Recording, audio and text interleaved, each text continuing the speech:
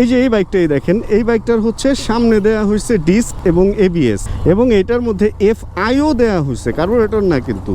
তারপরে হচ্ছে alloy rim দেওয়া হয়েছে, রিমের ব্যাপারে পরে আসতেছি। কিন্তু এটা আবার একদিকে মেরে দিচ্ছে, পেছনে ড্রাম ব্রেক দিয়ে দিচ্ছে, পেছনে আর ডিস্ক দিতে পারে নাই, দিতে গেলে আবার বাজেট বেড়ে যাবে।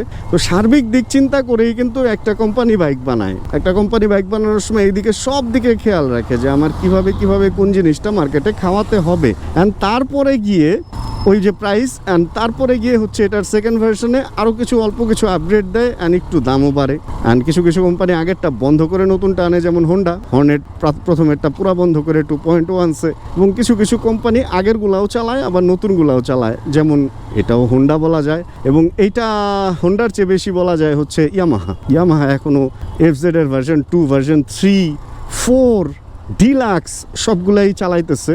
আবার R15-এরও দেখেন ভার্সন 3, 4, M সবগুলাই চালাইতেছে। মানে মোটামুটি সবগুলা মডেলই তারা সচল রাখছে এখনো পর্যন্ত। মানুষ বলতে পারবে না যে আগেরটাই ভালো ছিল, কারণ আগেরটা এখনো পর্যন্ত আছে, আপনি চাইলে আগেরটাও নিতে পারেন।